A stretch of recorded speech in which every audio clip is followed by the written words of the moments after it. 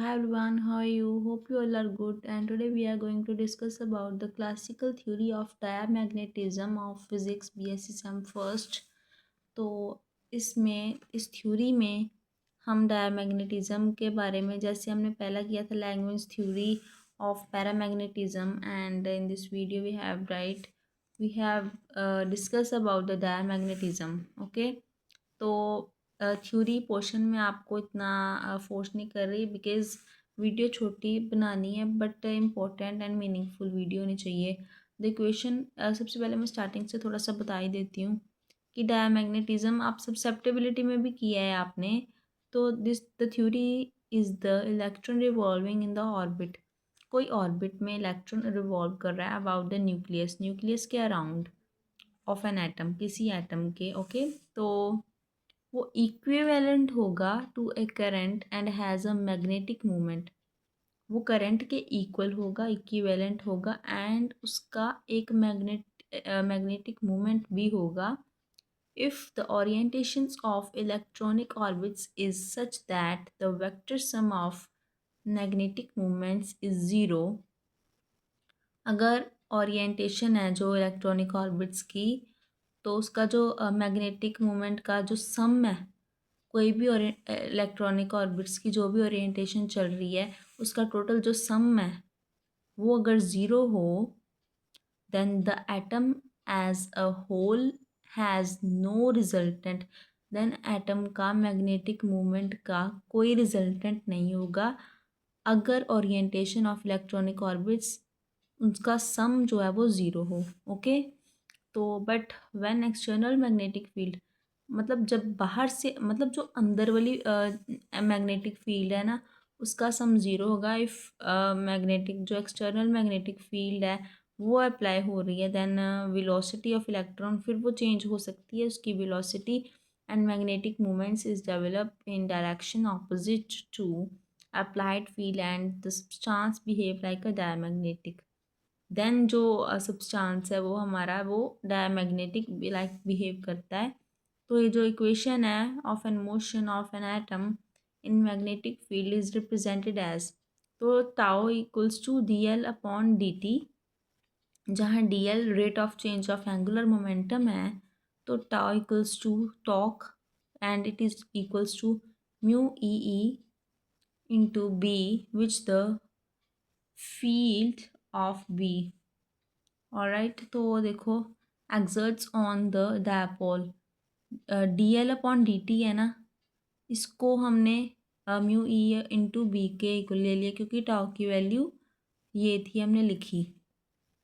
तो magnetic movement है mu E ई, तो म्यू ई ई है जो उसकी वैल्यू अब क्या है, अगेन उसकी वैल्यू यहाँ तो हमने वैल्यू पुट की टाउ की, अगेन म्यू ई ई की वैल्यू है -e/2m इंटू एल वेक्टर। तो आप इसको पुट डाउन करेंगे इक्वेशन नंबर थर्ड आप ले लेंगे इसको omega L equals to E/2m। Omega L है जो ये E/2m है ना, ये ओमेगा एल के इक्वल आते हैं और मतलब कि ये इक्वेशन रिप्रेजेंट कर रही है प्रोसेशनल मोशन एल और बी में। जो प्रोसेशनल मोशन है उसकी एंगुलर फ्रीक्वेंसी के साथ ये इक्वेशन रिप्रेजेंट कर रही है, तो उसको आप एंगुलर फ्रीक्वेंसी कह सकते हैं। The Lamar precision of the t electrons is equivalent to an electric current given as, तो आप ये डायग्राम भी बना सकते हैं, ये मार्क्स गेनिंग है।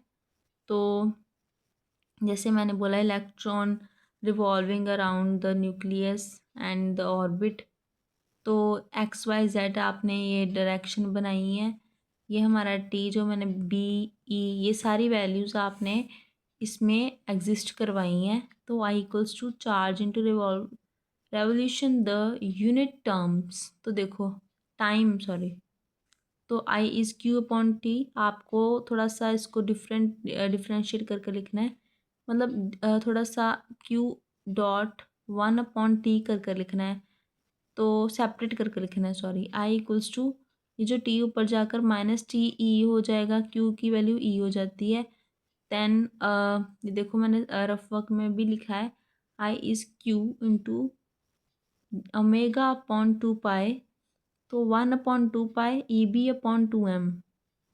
तो आप इस तरह लिख सकते हैं इसको। It was the fourth equation of the diamagnetic and mu equals to I A. Next step में लिखा है जो म्यू है वो आई ए के इक्वल आ रहा है। अब देखो जो भी आपकी इक्वेशन बनी उसके साथ सिर्फ पाई और आई ए स्क्वायर लिख देना है। ये ए कैपिटल ए है तो आपको स्मॉल ए के साथ स्क्वायर लिखना पड़ेगा। ओके, जो ए स्क्वायर है वो एवरेज रेडियस है इलेक्ट्रॉन्स का, और रेडियस है देन आपको A square is X square plus Y square. तो आर स्क्वायर जो होता है वो आपको X square Y square Z square तीनों का इसलिए लिया हमने क्योंकि ए स्क्वायर जो है वो तो सिर्फ दो साइड्स है, दो डायमेंशंस है, दो डायरेक्शंस हैं। यहाँ तो आपको सर्कल में लिया था ना आपने, न्यूक्लियस तो सर्कल में, वो जो ऑर्बिट है वो तो सर्कल में होगा। तो देन आपको 3D लेना पड़ेगा, X square Y square Z square, और X square Y square Z square R square के इक्वल होता है। Then you have to put R square in the A square, equation number 6। तो आप इस तरह आप लिख सकते हैं।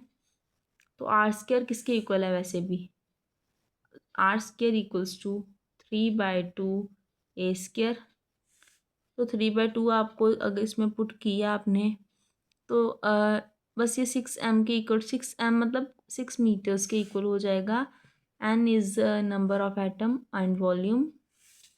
अब m इस हमने निकालना था ना डायमैग्नेटिज्म का, तो आप m की वैल्यू निकालेंगे, -TE² B/6m r²। Normally same equation आपको जो आपने म्यू के इक्वल लिखी है वही सेम m के इक्वल भी होगी। एंड m के इक्वल आगे एक स्टेप और ऐड होगा जो कि b की वैल्यू μ0h है, जो कि हमने पैरामैग्नेटिक में भी की थी। μ0h की वैल्यू पुट करने के बाद जो डायमैग्नेटिक सब्सेप्टिबिलिटी है वो m/h के इक्वल होती है। एंड m/h अगेन वही देखो ना, -μ0n/Te²h/6mh A sorry R square, h के साथ h कट डाउन हो जाएगा। तो ये जो x की डाया वाली वैल्यू है यही बन जाएगी रिमेनिंग, जो x h को कट कर कर जो रिमेनिंग बची value. So this is known as the classical language resultant. आपको ये क्लासिकल लैंग्वेज रिजल्टेंट भी आ सकता है and classical theory of diamagnetism भी आ सकता है। दोनों टाइप में आ सकता है, क्वेश्चन चेंज होकर, बट थ्योरी सेम रहेगी। तो अगर आपको ये वीडियो अच्छी लगी है तो वीडियो को like share comment and channel को सब्सक्राइब कर दें। Thank you.